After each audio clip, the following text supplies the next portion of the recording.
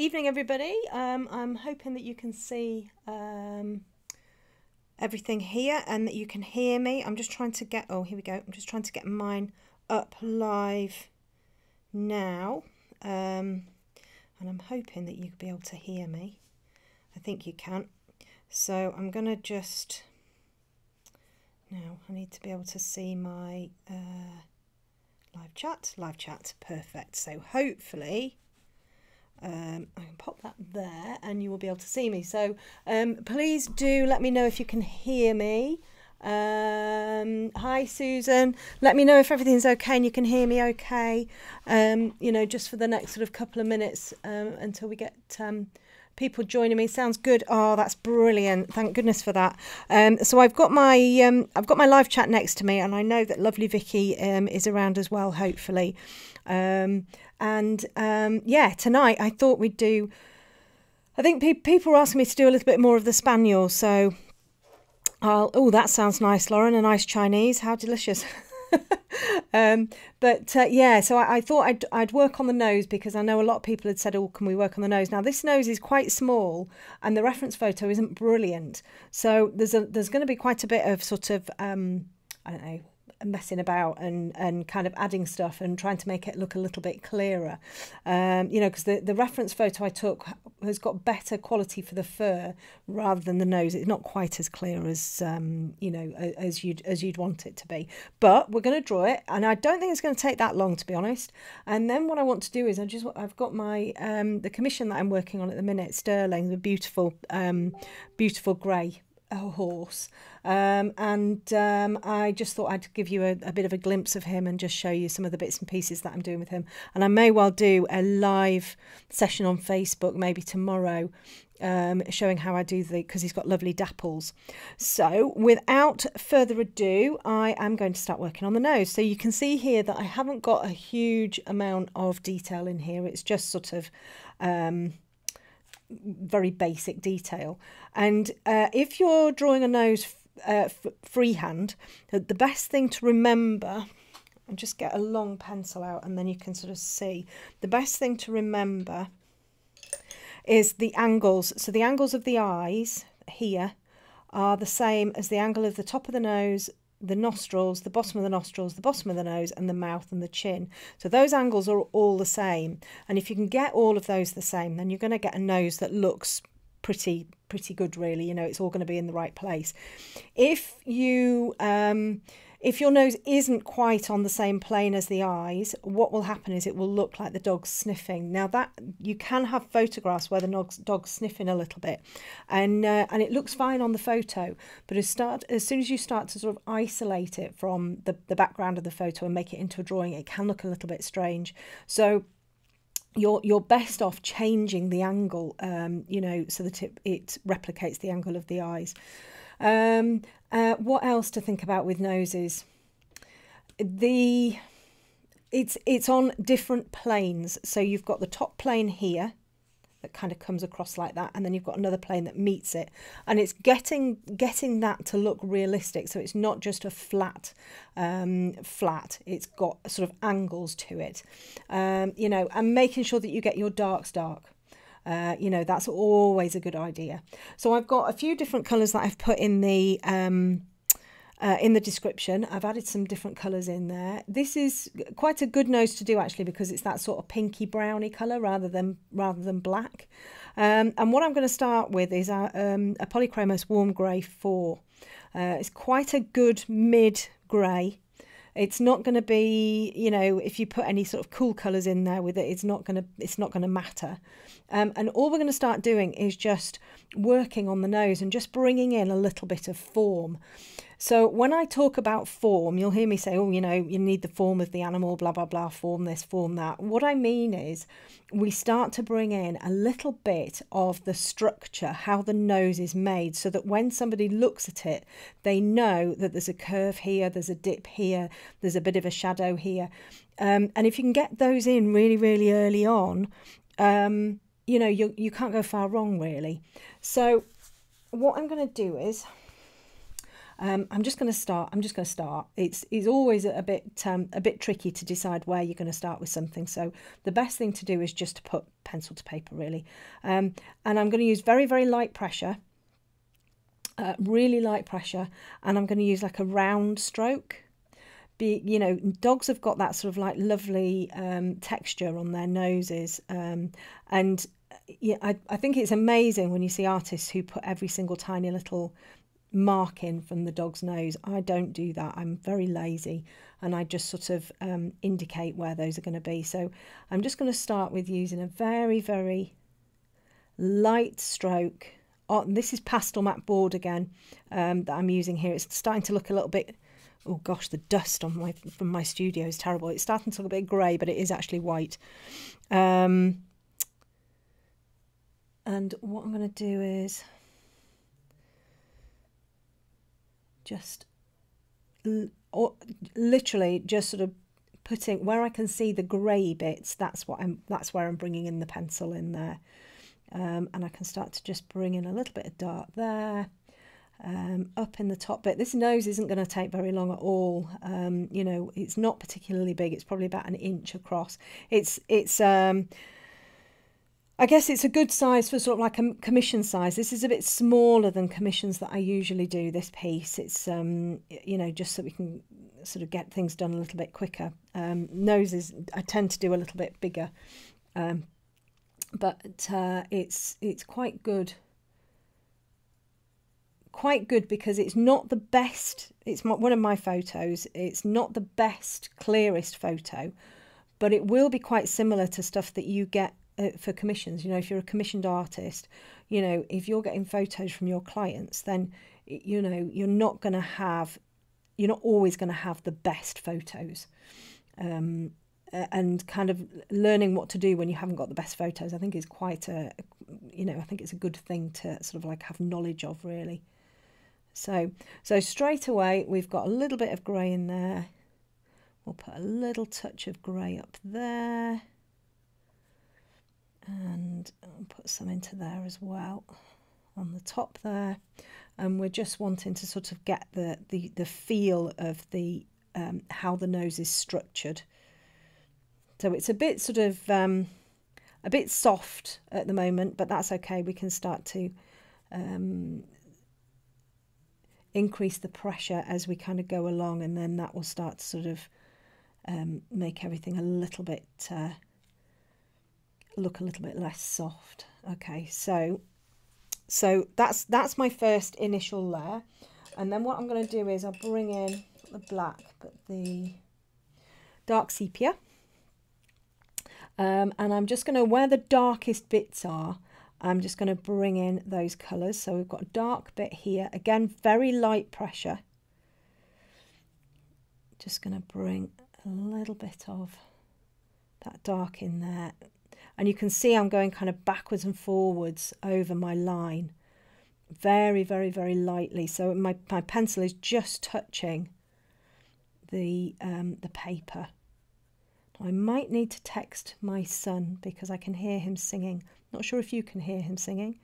He has a very lovely voice, but I'm not sure you want to be listening to a 15-year-old singing. So I might have to text him to be quiet. So, right, so I'm just, again, just sort of basically making sure that my darks are dark, and I can be quite sharp with my lines here because these areas are quite sharp. But once I start to bring the colour and everything in, we can then start to build in sort of like nice soft edges in there too. And then I'm going to do the same. Just need a little bit more on the top there so it's a little bit flatter. Now it's very easy, even if you've got the most amazing outline, it's very easy to, when you're doing something like this, to actually add bits or change. You know, you can end up changing the outline just with your shading. So you've got to be quite careful that you don't just rely, if you use an outline, don't rely on your outline. Always keep double checking, you know, making sure that everything's in the right place. So I'm just coming in here again, just making that little bit dark bit in there. So dog's nostrils, we need to make sure that they're going inwards. Can't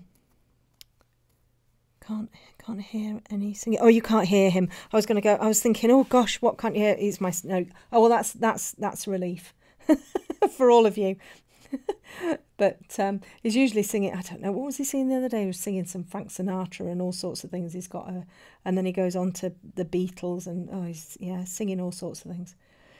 So we're lucky that you can't hear him. So again, just bringing those nostrily bits in, and this bit here now is where things can start to go a little bit awry, because having this bit of dark in here, it can throw things off quite a bit. So what I'm going to do is I'm going to check again my my angles just to make sure that I've got those right. So we can see here that actually I need to come just a little bit further up with that nostril there. So actually my nostril needs to be just a touch higher. And this is what I'm saying about just be really, really careful about your outline, because you know, it can be very easy to sort of merrily draw along, and then your you know, your outline is just sort of just slightly tweaked, and then everything ends up being in the wrong place. So that's why we just need to keep checking. So I'm just going to bring that up a little bit there. And if you get your shade, it's usually the shading that's wrong, you know, or just needs a bit of a tweak. So, you know, we just need to be sort of quite mindful of that. So I'm just using my putty eraser here to just sort of tweak bits in there. And then I'm just going to go back to my warm grey 4, because this nostril area just needs to be a little bit more rounded there. That's a bit better. And in there as well, and just put a bit of shading in there just to sort of help. And then what I'm going to do is I'm going to start bringing in the cinnamon. So the Faber Castell, the Polychromos cinnamon. This is a really, really good pencil for these sort of pinky noses. So I can see, Deborah, you were saying, do I use a sharp pencil? This is kind of the sharpest. Let's see whether I've got a sharper one that I've just... That's probably the sharpest that I'll use. And then I don't tend to resharpen them really. I'll sharpen them to begin with, and then I just kind of let them be. So I'm going to do the same thing again here, and I'm going to start to bring in a little bit of that pinky colour into here. So bring that in there. We don't need to worry about it being, you know, exactly the right pink, because we're going to bring greys in there. We're going to bring a little bit of brown in there. So all we're looking at really is sort of like a vague colour and tones. So, you know, the tones are really, really important. So we just need to get that nosy bit going up there a little bit. And again, you've got to be really careful that you get the shaping right. And you can just put one little mark in and it changes the whole idea of the nose. That's why I think noses are quite tricky actually, you know, because you can just get them, put one mark in and it just makes everything look completely different. So we just come in there again. And then I can use my putty eraser just to dab out little, soften edges up, you know, where we've got one colour coming into the next, adding a little bit of a highlight in there. And then we'll come down here and just bring a little bit of this cinnamon into here as well. And I like to get sort of like an overall colour in there, an overall idea of what the nose looks like, so it's starting to look a little bit 3D. And then start to really work on the areas and get it all looking sort of smoother and more nose-like. So I'll just go that in there. Okay. So it's miserable weather here today. It's been really, really warm. And then today it was all right this morning. managed to get the dogs out, and then it's been raining most of the day, so it's pretty grim. And my garden is just, it's like a pit where hippos wallow. And Slipper went and had her first haircut in since January. The dog groomers have opened, so she went and had her first haircut yesterday. So she's looking particularly lovely. But sadly, the garden is so muddy that she's not going to stay nice and clean for very long, I don't think. Okay, so that's in there, and then I just want to just make that a little bit lighter, and then I'm going to use my warm grey 4 again, and just start to bring in a little bit more into here on the front of the nose. Now, always using this sort of roundy stroke, because that gives me that nice consistent texture on the nose, but it also brings in a little bit of texture that we know dogs' noses have. Even though you can't see it on the reference photo particularly, you know, we know that they've got those sort of that sort of textured skin on the nose. And again, keeping on looking at the reference photo there. Now, one thing that I used to find I really struggled with was I'd start something like this, and then I'd be thinking, hang on a second, oops, let's find my, I'd be thinking this is looking far too wide. It's looking much too wide here, and actually it will look wide until you start to bring your shading and shaping and everything in, and once you start to bring the shading and shaping in, then it will start to look narrower. And that's the same when you come to be drawing eyes. They'll look too far apart, and that's something that a lot of people will start to, you know, sort of tweak and change and everything. So, oh, they're too far apart, but actually it's just your shading. So getting your darks in, your darks dark and your lights light.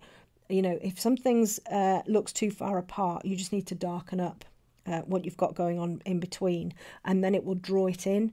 So that's something to remember, you know, not panicking and thinking, oh crikey, I've got this all, you know, completely wrong. You know, it's about the shading. The shading is so important, you know, and just that little bit of darkening up can really help sort of draw the two different sides together. So, and the other thing as well is, you know, we look at the dark bits and we think, oh yeah, that's dark, but then we never go dark enough. And it's a thing I see all of the time, and it's a thing I do myself, and I have to gradually darken things rather than go in, you know, the right depth. I have to do it gradually. I find it much easier to do it gradually, but I think a lot of people struggle with going dark enough. You know, I know there was a comment this morning from somebody who was sort of drawing something. They were saying they were trying not to use the black, and I think you know, you hear quite a lot of the time, oh, don't use black, you know, you don't need black, you can make black up with the other colours. And my feeling is, do you know what, if you've got something that's black, use black with other colours, but use black because it's going to make things dark, and it's going to make, you know, with other colours, it's going to make it much richer as well. So there's no issue at all in using black at all. I use it all of the time, and I think it's a very useful colour. You know, so definitely use black. Right, so I'm going to come in here now with, I'm going to use the cold grey 1, and I'm just going to start to bring in a little bit of that highlighty bit in the middle, just so it starts to sort of look a little bit like a wet nose. And then I'm going to use the cinnamon as well. Oh yes, Carol, that was you. It was you. Yeah, there's nothing wrong with using a black pencil at all. And you know what I'd say is don't make things hard for yourself. You know, if you want to use a colour, then use it. Don't make things really hard for yourself. I'm all for making things easy. So you know, it's much better to use what's there in front of you, unless of course you don't want to, and then that's absolutely fine. But you know, it's good to sort of like you know, use the tools that are there. I mean, you will have some artists who say no, never use black, and that's, you know, that's their preference. But you know, I find it a very useful colour. So I'm just coming in here over the top of that, the cinnamon, with the cold grey one. And the cold grey one is like a bluey, a light bluey grey, very light bluey grey. And mixed in with the cinnamon, it just gives that sort of lighter shade of pink. It gives it a bit of a cooler tinge. So the cold greys are really nice mixed in with the pinks. And the greys are really nice mixed in with the pinks as well.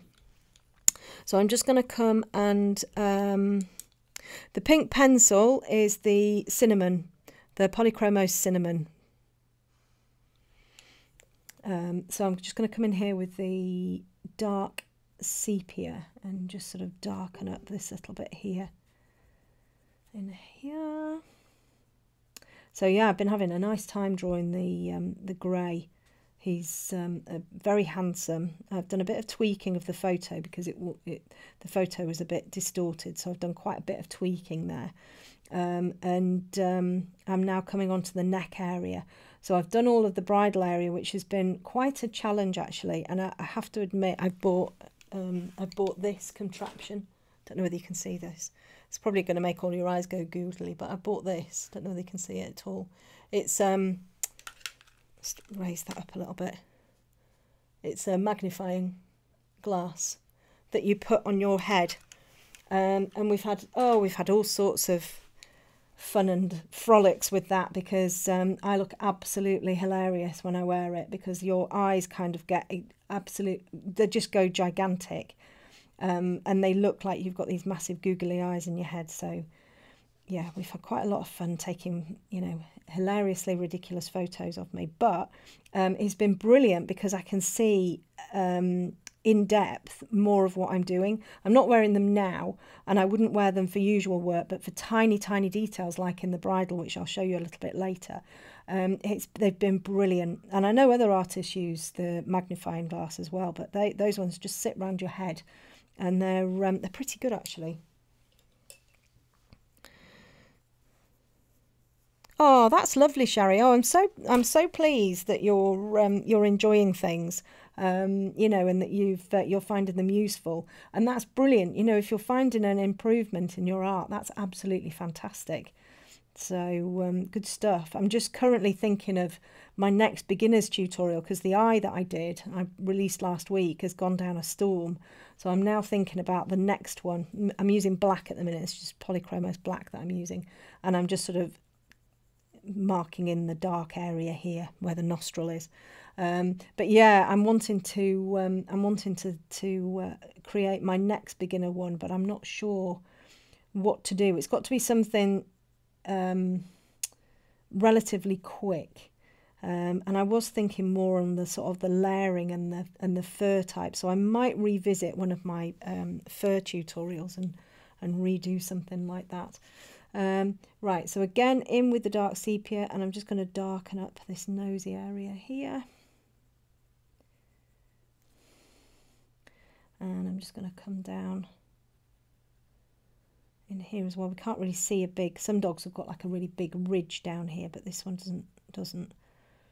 I mean, all dogs' noses are pretty much made in the same way, but you'll have some that have got really deep crevices. You'll have some that have got really patterned noses, you know, got lots of creases. You've got some that are very smooth noses. So it's important that you get, if you're drawing a commission, it's important that you get that particular dog's nose correct, because you know, the nose is very characterful. Okay, so just bring in a little bit more. So I'm using my dark sepia here, but I'm using it very lightly, just in over the top of that cold grey and the cinnamon there. Suzanne, I got it from Amazon, and it's just, let me show you the box. Hold on a second.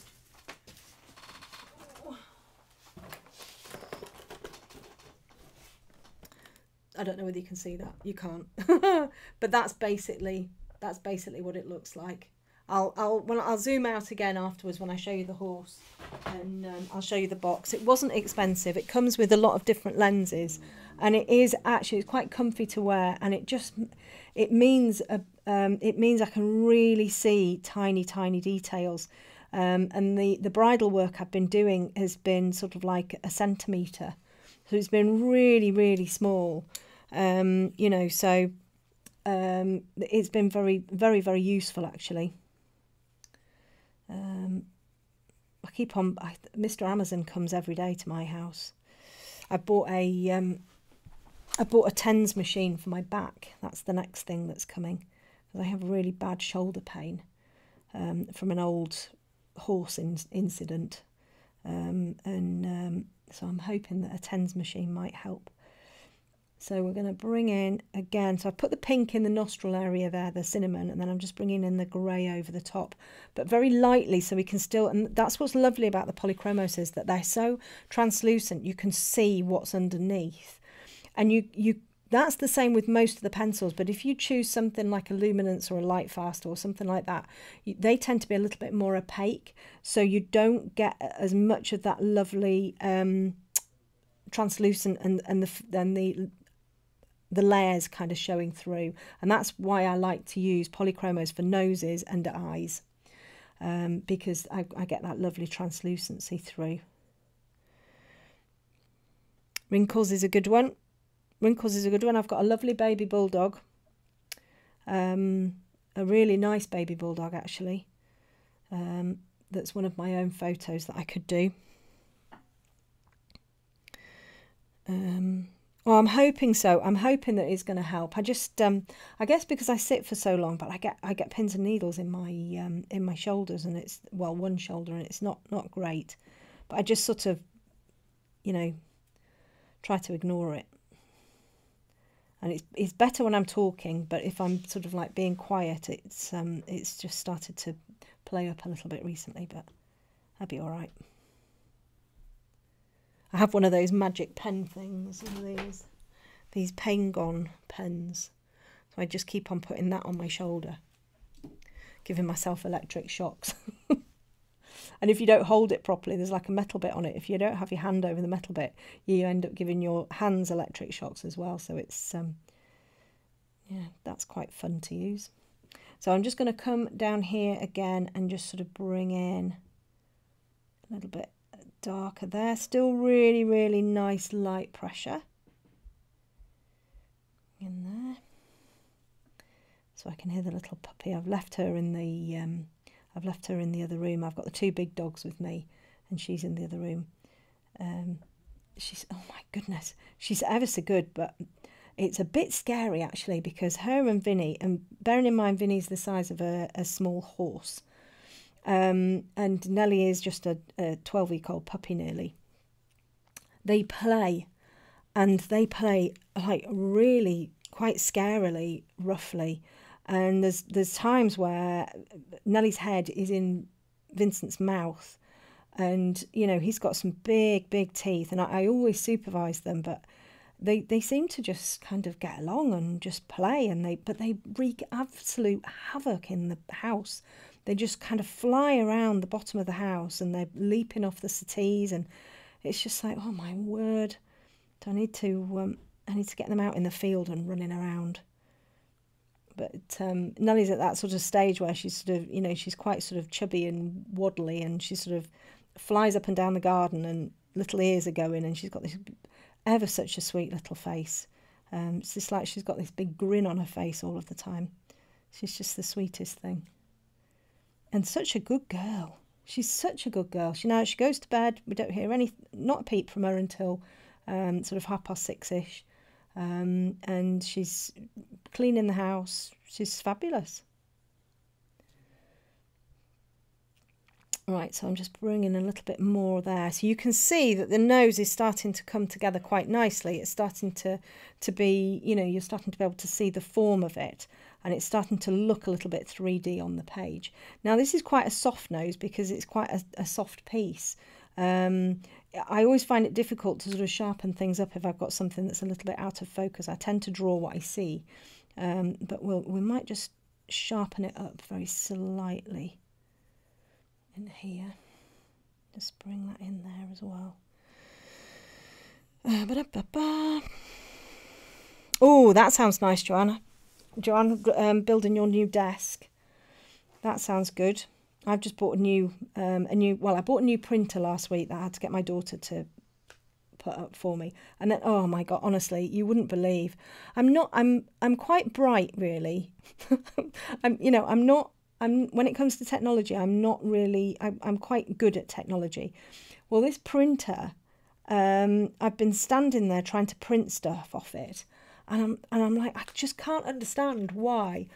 It won't just take paper, so I've got to stand there and feed paper into it, and I'm trying to print these documents off, sort of some policy documents, and I'm thinking every time I've just got to stand here and quickly another piece of paper and quickly another piece of paper, and I'm like, there must be a way. This is absolutely ridiculous. Anyway, I watched a YouTube video, and there's a paper where you put all of your A4 paper in the front of the printer, and it just picks up the paper and runs it through, as you would expect a printer to do.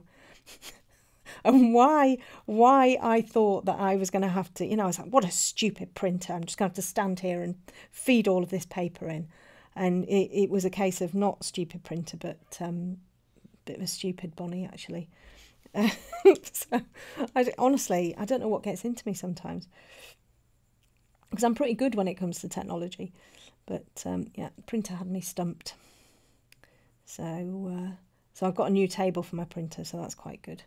So I'm just, I don't know whether you've noticed, I'm avoiding this nostril. As my avoidance tactics talk about, technology issues, and not actually start to work on this nostril here, which worries me a little bit. So we'll just go and do it then. And that's what I find. If I'm worried about something, or if I'm like unsure about something, I'll miss it out and I just won't do it. And then, of course, I'll have to come back to it and do something with it. But procrastination at its best, I think. So just bring a little bit more pink into there. Avoid it again, look. So, right, let's do this bit of a nostril here. And it's only because it's a funny shape, and it's a funny shade.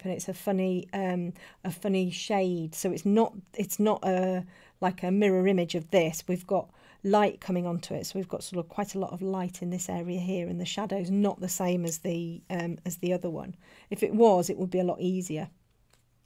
So we'll just darken up this bit here, because I need that to be the right shape as well. I'm just going to take off the top. Oh, Patsy, yes, I've pre-ordered them as well. So I've ordered the full set from Caran, and I've ordered and another full set of the luminance.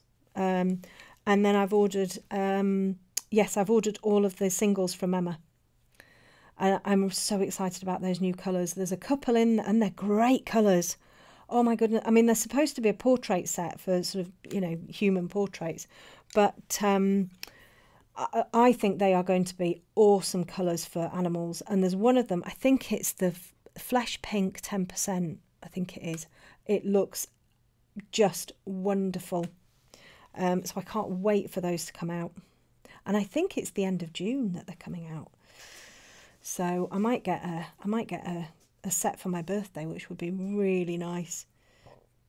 They are really, yeah, I absolutely love my luminance, and I never used to. It's funny, I always knew that they were lovely pencils, but I didn't really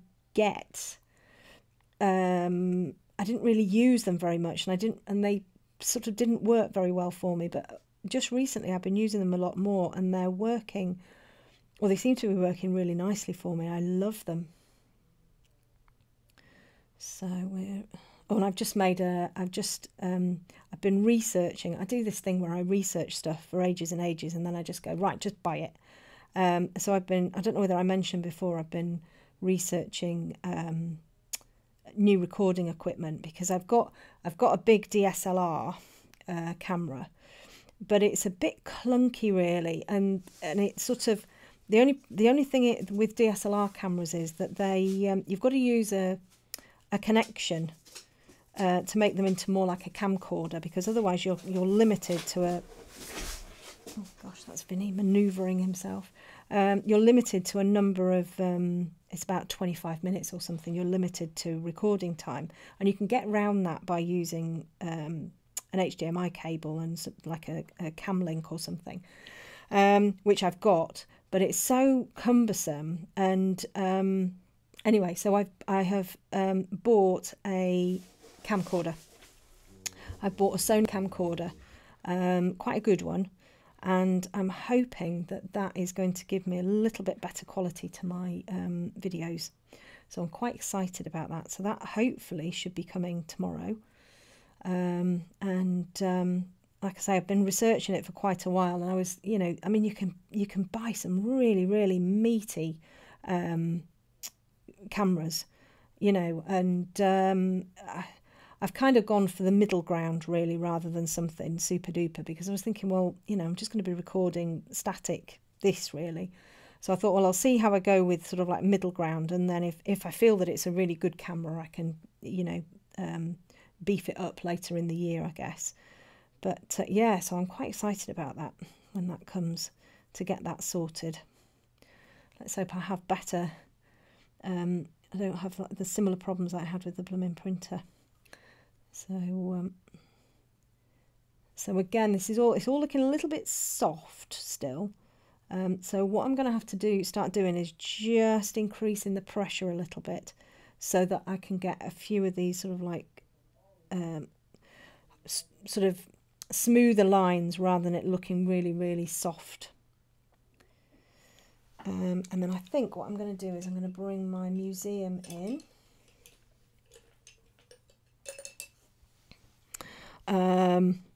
And I'm just going to bring a little bit of the Museum Aquarelle in. Now, I like to use the Museum Aquarelle white, just dry. I can use it with a little bit of dab of water on the end of it to sort of like really bring out some bright highlights. But for this little nose, it's just a case of just bringing in that white and adding a little bit of shine, lightening up the pink a little bit in areas, just bringing in a little bit of a light in here. So this nose is, I guess, a little bit more vague than something that's got tons and tons of detail. But actually for people who are using, you know, doing commissions and stuff, it's quite good to kind of, you know, realise that you don't have to put masses and masses of detail in. You know, just a semblance of detail will work quite nicely. And then my pressure, I'm just increasing just a little bit as I'm coming down into these areas here and adding just that little bit of white in there.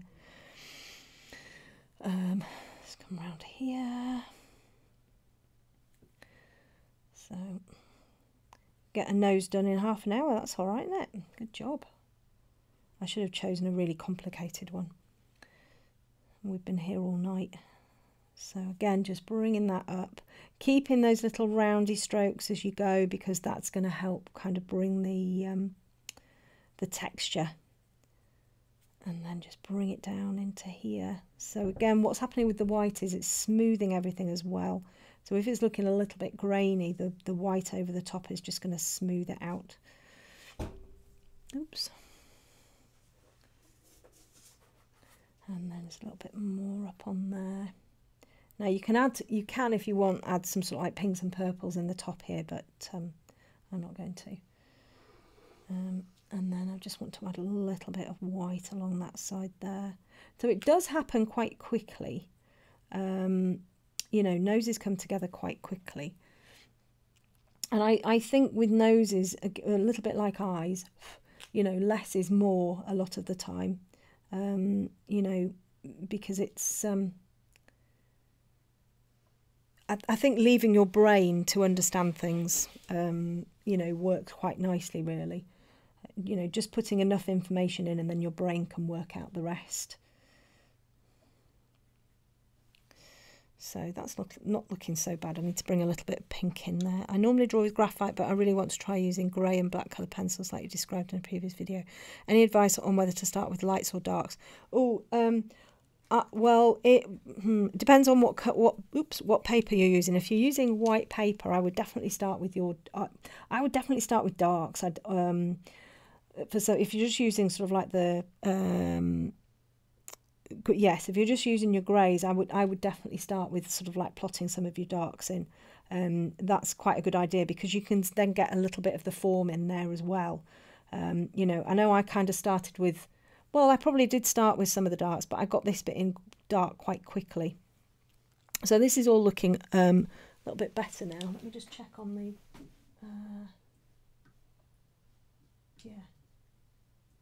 yeah, that's all looking okay, I think. So again, I'm just going to bring a little bit more of this cinnamon in. So you can see I'm not using really sharp pencil. It's kind of gone a little bit blunt. I don't need to sharpen it up. Now, if you're using smooth paper, then I would recommend that you do have a sharp pencil, because it will help you an awful lot. With the Pastelmat, it's not, I prefer to work with a blunt pencil. And this is how the layering works. You know, sort of like, you've seen me put grey in, you've seen me put warm, cold grey one in, you've seen me put pink in there, you've seen me put white in there. And it's all just layered over the top of each other, building the structure of the nose, so that we end up with something that looks really quite nice and nose-like. So I'm going to go in again with the black into here and just darken in here a little bit more. So I'm still really soft pressure. I'm not using really hard pressure. Even this bit here where I wanted this sort of sharper line, I'm just using light pressure, but going over it a couple of times just to get the darkness. And then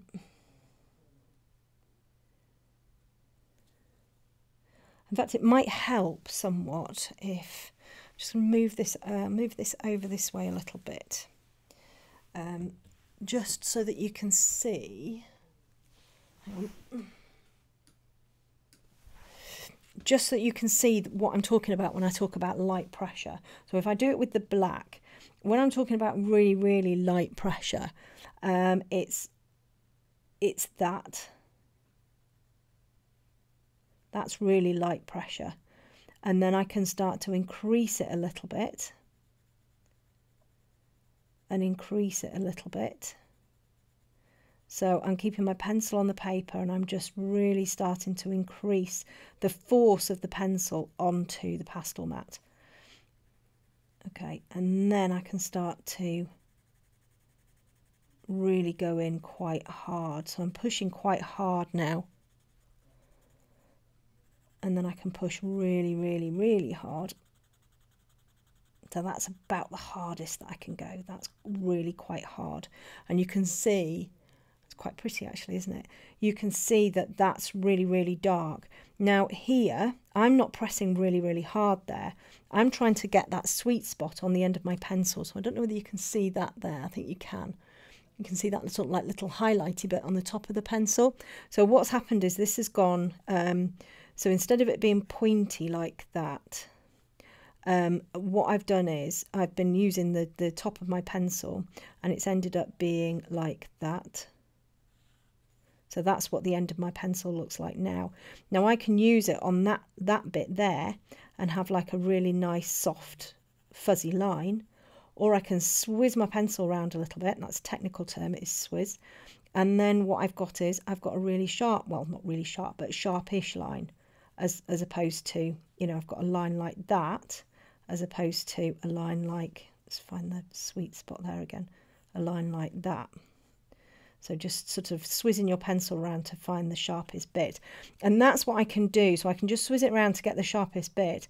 And then using sort of probably around here, I can just go over it a couple of times and get it to be quite dark. So then it's sort of like this sort of colour, but only because I've got a few layers in there at this pressure. So pressure is really important, because that's what's going to kind of get you that lovely softness to begin with, but then it's also going to give you it's going to give you the contrast and the sharpness and everything where you need it as well. So always start off with light pressure, get everything in there, get everything in place, and then, you know, increase your pressure after that. Because if you don't increase your pressure and vary your pressure, what will happen is everything will be fuzzy. So everything will just be soft and fuzzy all of the time, which is, you know, you might want that effect, in which case, fantastic. But you might want something that's a little bit sort of clearer, with a little bit more contrast. So, you know, just varying your pressure throughout your drawing is really, really important. So again, I'm using feather light pressure here, but when I'm coming in here, I'm going in a little bit harder, and I'm kind of turning my pencil round naturally so that I get a sharper point that I'm working with. And then I'll turn it around again where I've got a softer edge to the pencil, and just bring in some tiny dark bits into the top of the nose here. So it's a lot of it is about the pressure you use, the varying pressure you use, and how you use your pencil. You know, and a lot of that is just practice and sort of, I think it's about light bulb moments. I think I love a light bulb moment because, you know, and I tend to have a lot of them. Especially like with the printer, but I tend to have a lot of light bulb moments because, you know, you'd be doing something and you'd be thinking, oh, there must be an easier way, there must be a way of doing this, there must be a way of doing that, and actually once you find that there is a way, and it's generally simpler than what you're doing, then it's like that aha moment, that, oh, blimey, yeah, got it now. And then that kind of makes life so much simpler, and you can kind of go on and do all sorts of stuff, you know, having learnt that, you know, and then you go on to learn more aha moments, you know. So I think we're always learning, we're always picking up those little sort of tips and everything. And I think as well, it's about not being too, what's the word? Not thinking you know it all. And I don't think any of us here think we know it all, but, you know, I mean, but you can pick tips up from anywhere and anybody. You know, if somebody's willing to share something, then you can pick tips up from them. I mean, I'm picking tips up from my patrons all of the time. You know, and if I use some of the things that they suggest, then I'll always sort of credit them and everything. But you know, it is amazing where you know, you can find all of these little nuggets of gold, you know, from just how differently people draw, really. Oh yes, Carol, that is a really good one, actually. I'll just have some water. That is a really good one, because we talk about layering, and you hear all of the you know, the artists who do the tutorials and everything or whatever. Yes, you need to keep layering, and you need to do this and you need to do that. And if you haven't, you know, if you don't know what they're talking about, then absolutely it could just be, well, you just layer your colour over and over and over and over, and that's kind of how you do it. But then when you kind of grasp the you know, how you can use all of those different colours, and how you know, you can layer in different ways over each other, and use sort of like different pencil strokes to get different, you know, textures and everything. Again, you know, that's a real light bulb moment. So just come into here a little bit. I'm just darkening this a bit up here, but we've not done too badly with this little nose, actually. I might put a few little blobs of the museum in that's a bit lighter. Just put a little bit up there as well. Just darken this bit up here. So again, always looking at your reference photo, you know, always kind of following your reference, and just making sure that you sort of, you know, we could do with a little bit more brighter pink in there, really, but I'm going to carry on. Oh, in fact, what I might do is, that's a good idea, bring in the Caput Mortuum Violet, which is always a good colour, and then just bring in a little bit of that into there, which is that lovely sort of dark reddy colour, which again goes well with everything. And then I can just very, very lightly just layer that in over the pink, and then we can get that slightly darker colour in there. There we go. And I can bring a little bit of that in there as well. So we've got colour in with the dark there now. And I can do the same with this. And what you'll tend to find as well is you'll tend to find a colour works really well for you, and that will kind of be your go-to colour. And I do this all of the time. I'm like, oh yeah, this is my go-to colour and I'm going to use this, and I'll use it in everything. And, you know, and then you'll forget that there are other colours that, you know, you've used in the past that have different qualities. And all of a sudden you'll be drawing something and you'll think, oh, hang on a second, I could use such and such a colour. That would be amazing. And you forget that it's, you know, that it's there. There's so many colours that we can choose from now. It's incredible. We're so lucky to have all of these different colours. So I'm just going to bring a little bit of this Caput Mortuum Violet into this nosy bit here as well.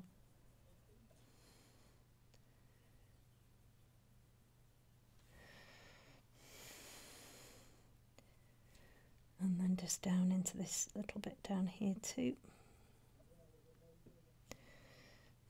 Okay, so that's not looking so bad really. We've got the highlighted bits in there, we've got the dark bits in there, and the mid-tones are in there. You know, it's not a bad little nose really. So I'll just bring a little bit more white into here.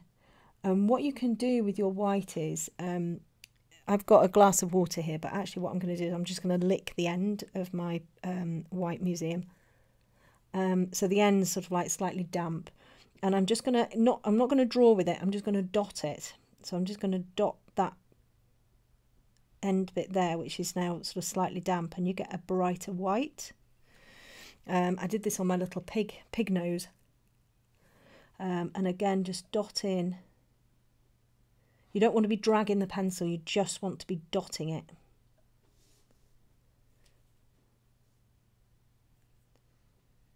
And it might give a little bit of relief, it might just stand up a little bit, and you might have to just sort of, once it's dry, just smooth it out a touch. But you can get some really, really bright highlights in there. And then what I can do is I can just sort of, again, just not necessarily wet it again, but just sort of use the residue and the slight dampness just to bring in a few sort of like little highlighty bits on the top here as well. I mean, it's not a very clearly defined nose, but it just goes to show that you can get something relatively nose-like from not the best of photos. Oh, it's not a bad photo. You know, I mean, I think we've all had really, really poor references. So again, you see, that's it. There we go. And then I can just sort of gently. There we go. Oh my goodness, I hope that pencil is... Oh yes, Art and Diamonds. I think you'll find that all of the pencils have got to be strictly... They've got to go through all of the testing for toxicity. So all of the Caran Dash ones in particular, they are all completely non-toxic. So you don't need to worry about that.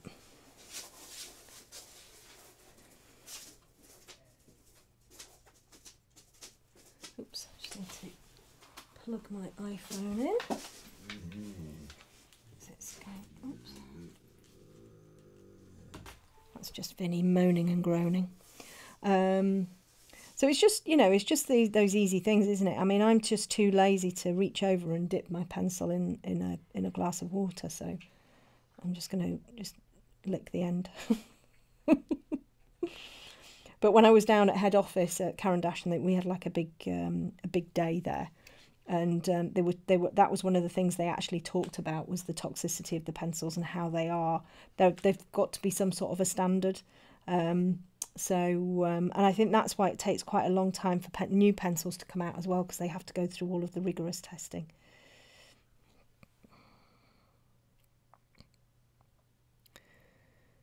Oh, Mandy, that's funny. Squeezing the life out of the Pastelmat with a pencil. Do you know the Pastelmat? I think it has a really bad reputation for being particularly challenging, I think. But once you kind of get into it and sort of like find your groove with it, it's such a lovely, lovely paper. It really is. What you just said about forgetting other pencils, I'm just deciding to make a major change to my pencils and group them by colour. Ooh. I must admit, that I've now got all of mine grouped by colour, and I find it so much easier to find what I'm looking for. I always have my core few pencils out that I know I'll always need. But all of my pencils now are yellows, blues, greys, greens, browns, and it's so much easier to manage, because otherwise I was kind of spending 20 minutes trying to find a colour. Yeah, thank goodness, yeah.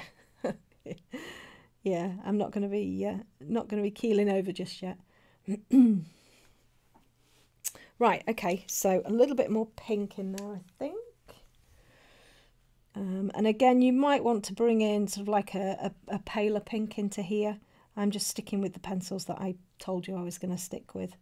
It's a bit unusual for me, because usually I go off on a tangent and I'm like, oh, well, I'll just throw in a whole load of other pencils in there. So just bring this in here a bit more as well. Let's get a little bit of that pinky in there. Back to my warm grey 4. Warm grey 4 is another grey that I use a lot. I think it's a very, very useful pencil. Good. Okay, so now what I'm going to do is I'm just going to use my my walnut brown, and I'm just going to bring in just a little bit of the what's going on there? A little bit of the fur around the edge, and just start to bring in that first bit of a layer. And when I bring my first layer in of sort of like this shorter, it's shorter fur, but it's quite textured, as in it's got some specific shapes in there. What I'll do is I'll be very, very gentle with my pencil. So I'm using really, really gentle strokes here, gentle pressure. But I will start to almost indicate the detail, but not draw the detail. And I think that can be a little bit confusing, because I always say, no, leave the detail till last. But actually, if you bring in this sort of,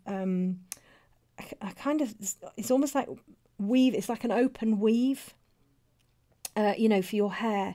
So if you just sort of bring in, so you've got gaps in between, you can almost sort of like have very, very quickly an idea of the sort of structure and the texture of this hair that's growing sort of from the nose and down and round onto the sort of like the mouth area and around the lips and everything. And that's another thing that's really, really good, to remember, that you don't always have to draw just a flat, smooth layer.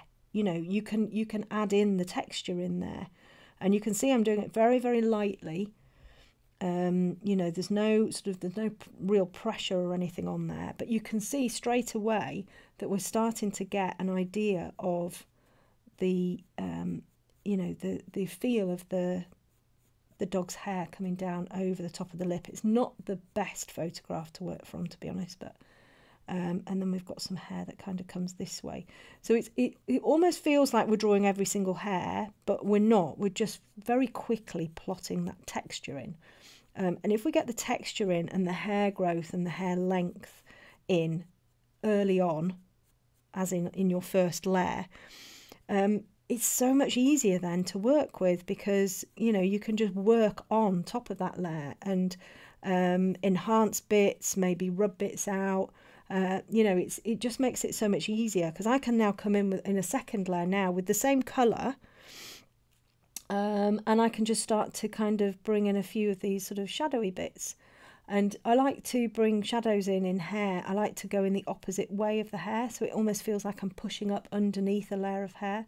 So I can just bring in some of these little areas around the nose here and start to indicate where some of the shadows are and some of the shaping and everything like that is, and then sort of smooth out a little bit and then bring a little bit more in down here. And I'm just using one pencil.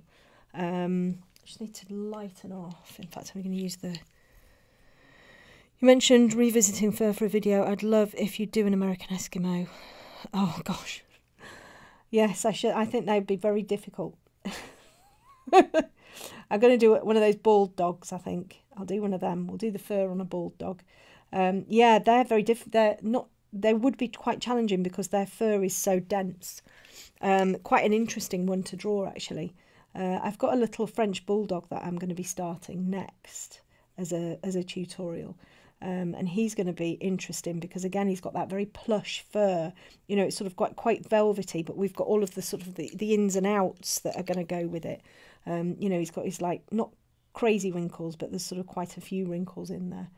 So that's going to be... and I was thinking poodle fur as well, but then I think probably doing something that's going to be more like short fur, you know, like Labrador fur, or, you know, something like that. Something that's going to be, you know, useful for people who are sort of like wanting to do the commissions and stuff. Okay, so again, just bringing in that colour in there. So I've got a bit of the burnt sienna as well, I think. That's burnt sienna here. Oh, cat fur. Yeah, that's another tricky one. Yeah, cat fur is, again, it's really, really dense. So yeah, definitely have to kind of, I think I'll have to have a look at different types of fur and just pull out one of those to do. All right, so I'm just going to put a bit of the burnt sienna in this edge here as well. So again, very, very lightly, you know, just get everything in so it's all, you can sit back and you can go, right, everything's in, everything's looking in the right place, brilliant, I can now start to build on it and I can start to work on it. And it's much easier, I think, to sort of, you know, get everything in a section, get it in so it looks right, and then start to darken it up, rather than sort of trying to, you know, sort of build detail and everything just in one area. Bonnie, will you put everything in down to the tear run from the eye or leave it out? Oh, down here. Well, so yeah, well, we might do this bit next week. We might sort of work on this bit because this is actually a really tricky bit to do. I find this bit really tricky to do because you've got to get all of your hair direction going in the right place. So maybe if I you know, we've done a little bit of the ear, we've done an eye, we've done around an eye, we've done the nose. Maybe if we did this bit here, then that kind of will set everybody up to be able to sort of work on the rest of it. You know, but it's yeah, this bit here is really tricky. So that might be quite a good idea actually to do next week if people want to do that. You know, and then I can kind of show you other stuff that I'm doing as well. So I can just do a little bit more to this, and then I'll just pull out Sterling, who's the grey horse that I've been working on, and I can just show you a little bit of that and how I'm planning on doing the dapples, which is I always get really excited about stuff like that because I like to get my teeth into things, and you know, I like something that gives me a bit of a challenge, but it's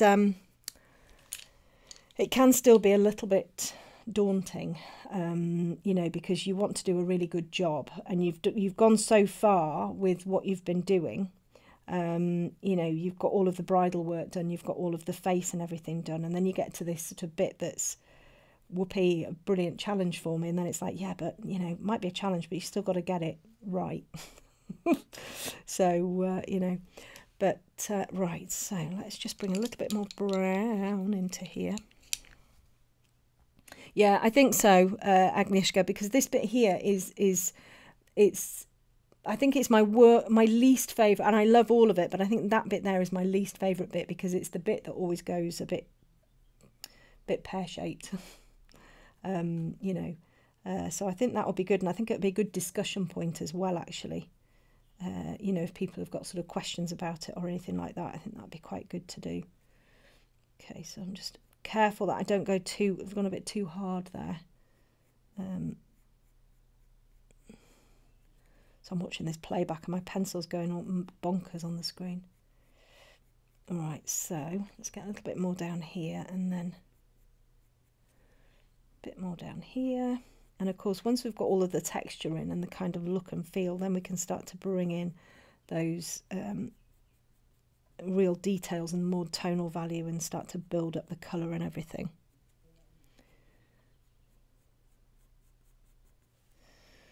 And this is darker here as well. So always looking at your shadows, you know, making sure that you get your shading correct, you know, your darks and lights in the right places.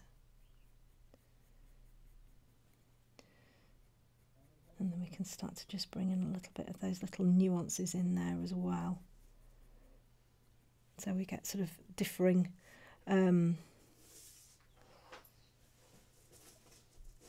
you know, you get all of those sort of like little ins and outs. Just bring a little bit of that up into there as well. Around into there. So I think that's looking okay, actually. I think he's looking all right. Let's bring a little bit of that there. And then this kind of goes a bit darker, so you bring in sort of like, I'd probably bring in some dark indigo, I think, actually, into the browny colours in here. But I have not got the dark indigo here. This is the dark sepia that I'm just using in here, just to darken up just those areas there. And, you know, trying to sort of always be working in the direction of the fur and the length of the fur as well. So this bit round here, around the mouth, is always a bit of a tricky one, because you've got to get all of those little stray hairs, but you've got to get them looking nice and soft rather than sort of you know, so it's that's always a bit of a challenge around there as well. But if you can get it in quite nice and softly and sort of sketched in, then it's you know, it'll look quite nice quite early on, and then it'll be more appealing to work with. Oh, do I put in the tear stain or leave it out? Oh, no, I'd leave it out. I would leave it out, yeah. So anything like that that's sort of a mark on the dog that isn't characterful, I would leave it out. Anything that's like, if I'm drawing a horse and they've got like a big flappy bit of leather or something poking out, you know, if they haven't got it sort of like nice in the keepers and everything, I'll change that. To a point. I mean, sometimes it doesn't really matter, but if there's a big loopy bit of leather on a beautiful horse, then I'd just tidy that up, you know. But right, okay, so I think that's quite a nice little nose that we've done there, actually, and a quite little moustache that we've drawn for her. So what I'm going to do now is I'm going to bring Sterling over. I'm just going to put my phone there. Oops. Just bring Sterling in on here. I'm going to stick him on here, and then hopefully he'll stay put for a while. And I'm just going to pull that up a little bit. Oops, maybe bring it down a bit. I don't think we're going to be able to see the whole thing. Maybe just zoom in a touch. Make sure he is focused. Oops. And then I'm just going to turn him off. Okay, so hopefully you can see Sterling here, and this has been a really interesting piece, actually, a very interesting piece to draw, because he is grey and he's dapple grey, and I'm starting to kind of do his neck area here. I'll just move that up slightly so you can see.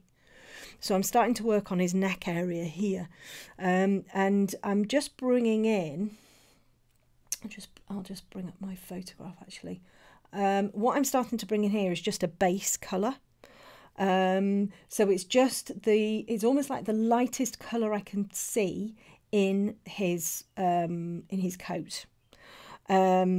And I'll bring that in, and I'll kind of work in. So we've got these like little crease areas, stuff like this. I've brought in this dark in quite quickly. So this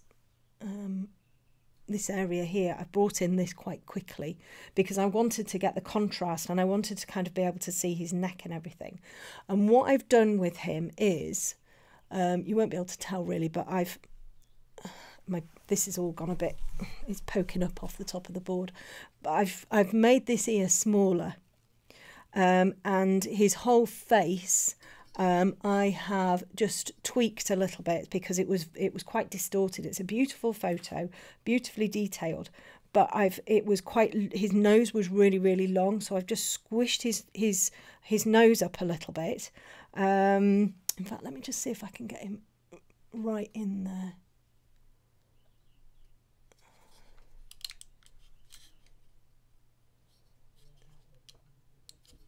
I get it quite far out. There, I think that's probably about as good as I'm going to get it.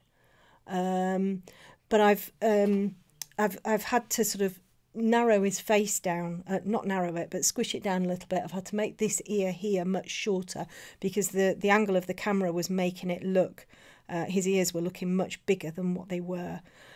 His eye as well hasn't got a huge amount of colour or detail in, but you still need to get that lovely softness in there. So, you know, that the eye was quite a challenge actually. And then of course all of this tiny tack, that was crazy to draw. It just did my head in a little bit. There's bits that have turned out really, really nicely, and there's bits that I have kind of thought, oh God, you know, why didn't I just take my time a little bit more with that? So I'll just zoom back in again, and then we can see a little bit more. I can sort of just talk to you a little bit more about. I think that's probably quite in quite a good area really. So you can see with his eye, it's very black. And what I did with the photo, I actually lightened the photo up so much so I could just see a tiny weeny little bit in there.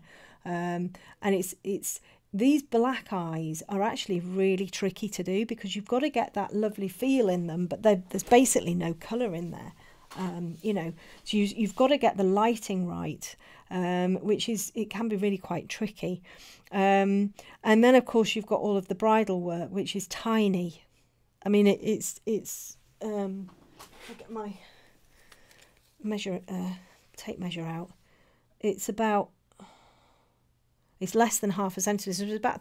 It's about 3 or 4 mil across, and that's where I've used my magnifying glass for, is these little bits. And I've tried to put as much detail as I can in because it's a very detailed photo, and in places it's worked really well. So if I just move down here a little bit.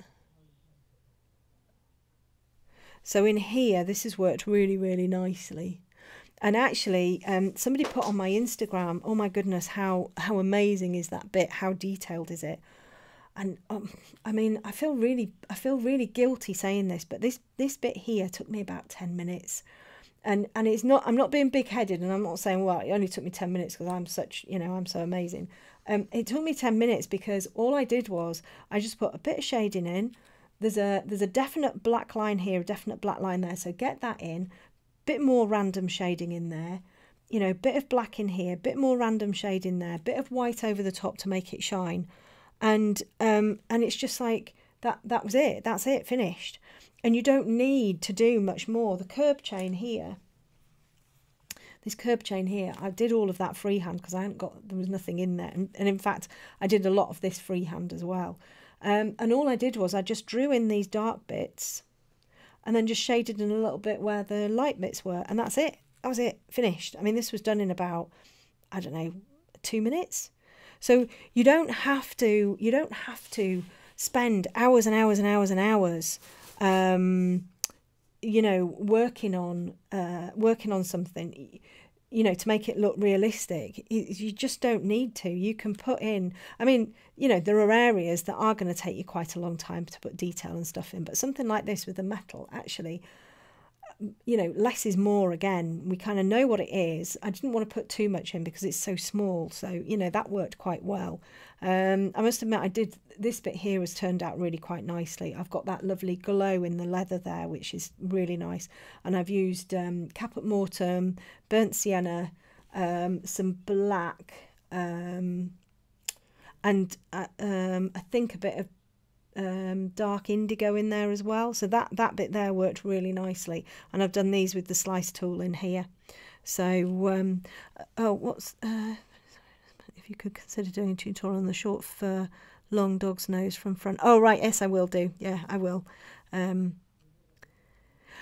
It is, Lynn. It's the photo angle, and the thing is that when we take photos of animals, if you get too close to them, what happens is you start to get that distortion, and the nose starts to look bigger, and you'll get the nearest ear to you looking bigger, and it looks okay on a photograph, but it doesn't work so well for portraits.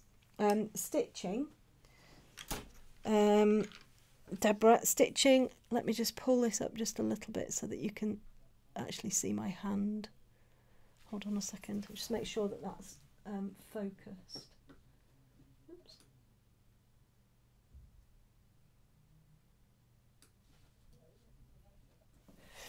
Stitching, I use this. So this is my slice manual pen cutter, and you can see next to the blade, next to the bridle, it's massive. And I did these little tiny stitches with this and these little tiny stitches with this, and I just went in very, very, very gently with my pen cutter and just sort of pulled out the tiny weeny little stitches, and that's all I did. And it's quite easy to do, but you've got to get your slice tool in at the right angle. So if you were to do it sort of cutting, it's not going to work. You've kind of got to, I tend to hold it in my hand like that and then twist it round to the left, and then use the very edge of the blade. Oops, the very edge of the blade there. I tend to do that and then kind of just scrape off. But it's a brilliant tool for doing this sort of thing. It really, really is. It's a super tool. Just see if I can get a little bit better in there with those little bits in there. Don't want to do too much really, but it's yeah, it's a good tool for leather in particular. And then when I come up to do his neck up here, again I've changed his neck slightly. I'll just pull it back out a little bit. So on the photograph his neck is very narrow, so what I've done is I've raised this bit up. So where his poll starts here, I've raised that up. I've raised his mane up here, and I've kind of changed a little bit of the angle here so that his neck looks a little bit normal shaped. And we've got sort of that nice bit here coming round, and I'm just changing a slight bit of the angle in here as well, so his neck looks rounded rather than in the photo it just looks very narrow. And it's purely because of the angle of the photo. His head is slightly towards us, so I'm actually really happy with how this is turning out. The neck is turning out, you know. And the other thing as well is he's grey, and I've used a huge amount of colour in here. I've used a lot of the raw umber 10% in here. This is I've used quite a lot of sort of like pinky sepia-y colours, dark indigo and black for sort of like these areas here. And sort of like a mixture of different greys and everything in here as well. And in here I've used like a light ochre for these sort of like yellowy bits. Now he has got some sort of stable stains and stuff like that on, but I haven't added them in. You know, so sorry I'm late. Will my craft knife work the same as it? Yes, it will do, Whiskers. Just be really careful with it. Just go really gently with it, because you know you don't want to be ripping your paper. Do you get confused with all that small detail, leather detail? Yes, I do, Jackie. I'm like, what am I doing? Where am I? I tell you what's really confusing and what I find really tricky is things like like on the brow band. Let me just focus that in slightly. Hold on. Where am I? Focus. There we are. So what I find I can get really confused with is if you've got a brow band like this and it's clear that it's got like a big lump in it, it's not just flat. What can happen is you've got all different sorts of lines. So you've got the edge of the brow band, you've got the shadow of the brow band, you've then got the edge where the stitching is, then you've got the shadow of where that raised bit is, and then you've got the same on the top.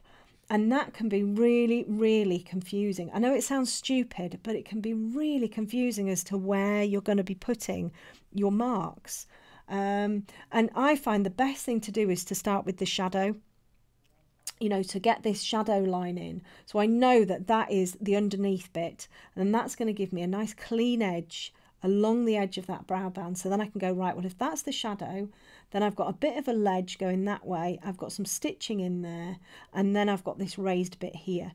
And actually these sort of like rounded bits on leather are relatively simple to do.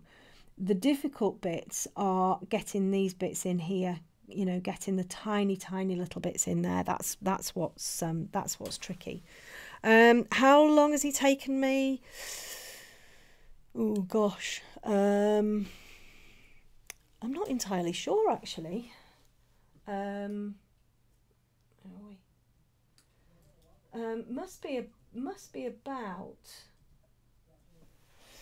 Must be about 40 hours so far, I think. You know, between 30 and 40 hours, I think, is what he's taken me. But I'm hoping that I'm going to finish this either tonight or tomorrow.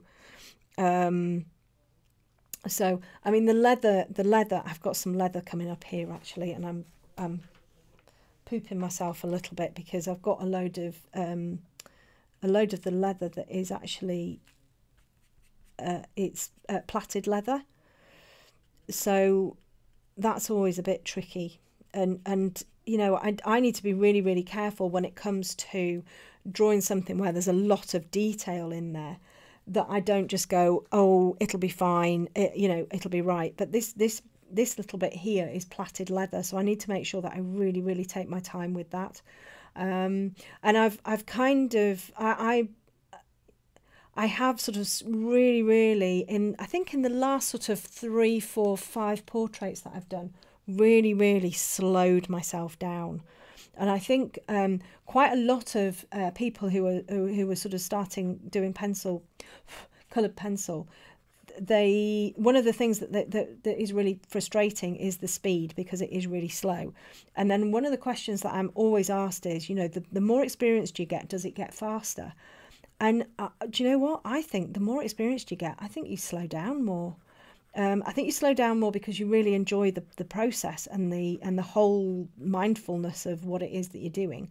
I think you realise that, you know, well, the more you develop, especially if you're doing realism, the more you see anyway, and the more you try to sort of get into the portrait. So for me, I now am taking far longer on portraits than I ever have done. Pooping. Yeah, I am, Angie. I'll put an Instagram post up afterwards when I've done it. I'm like, I'm fine now, done it. You know, but it's, I think really taking your time. And for me, it's about getting all of these little sort of tiny little bits in on the face. And it's not necessarily about fur detail. It's more about those nuances on the skin. You know, those little lumps and bumps and everything. And that's what I've kind of been working towards. So I think with this area here, I'll kind of bring in probably quite a bit of this cold grey into here. And then I'm going to bring a mixture, I think, of black, dark indigo, and probably something like a sepia 50%, because it's quite a purpley blue in there. And it is quite a dark dapples. You know, it's going to be kind of this sort of effect here. Yeah, he's been very nice to draw, I have to say. And drawing leather like this, that's this beautiful sort of reddy colour, is just fabulous to draw. You know, I mean, there are areas where I've kind of gone a little bit, you know, off peak, but you know, on the whole, I'm really pleased with how it's coming out. And like I was saying, this is a grey horse, and he's quite light grey, but actually I've used a huge amount of colour on him, and that's one of the things that it can be really scary drawing white on white, because you start to put the colour in, and it's like, oh, I've gone too dark, and it's only until you've got like a whole area in that you realise that it's you know, you're actually okay. But it's very easy to go too light with a grey or a white horse. Do you ever do drawings with just pencils, say black and white? I don't tend to, Alyssa, to be honest, because I mean, I really do love colour, but I'm either doing drawing a commission, which are all colour, or I'm doing tutorials, which are all colour as well. I do sometimes do just white on black, which I quite like doing. You know, the white on black, white pencil on black paper, I quite like doing those, and they work quite nicely. But yeah, normally it's all colour that I do, which I do really enjoy. I ought to do some maybe some studies and stuff like that, but it's just finding the time, you know. I mean, I've got so much going on and so many things planned. You know, it's I keep on thinking of new stuff to do, which is not helpful really. But anyway, so do I dream about coloured pencils? I do, Jim. That's all I dream about. I must admit, I will dream about my you know, commissions and stuff like that. That is something that I will you know, I'll kind of almost be drawing them in my sleep, or I'll go, oh gosh, that might work, you know. But yeah. But I tend to spend an awful lot of time with my colour pencils. So how did you do the eyelashes? Eyelashes, what I did was I kind of plotted them in, so I had like a shape where they were, and made sure that I kind of kept them relatively clean, and sort of brought in the eyelid above it and the eye underneath it. And then sort of brought in a little bit more shading into the eye area, and then I've taken some of them out to get a little bit of a cleaner line in there with the slice tool. You know, so that's worked really nicely. So right, well, I hope that has been a useful session. Like, I mean, I really enjoy doing live streams, and what I might do is I might I'll have think about what I'm doing tomorrow, but I might do a live stream on when I start to do some of these dapples in there tomorrow, unless I finish it tonight. But thank you all so much for joining me again tonight, and hopefully I'll see you next week, where we'll look at doing the middle bit of the spaniel nose, which I'm sure will be awful, and we'll have a nightmare with it. But we'll get through and it'll be fantastic. So thanks everybody for joining me again tonight. And oh, what's this, Jean? Bonnie, are you going to get the new luminance pencils when they... I am indeed. Yes, I'm getting singles and I'm getting the full set as well. So yeah, brilliant. So thanks everybody for joining me, and I will see you all next week hopefully. So see you all later. Bye.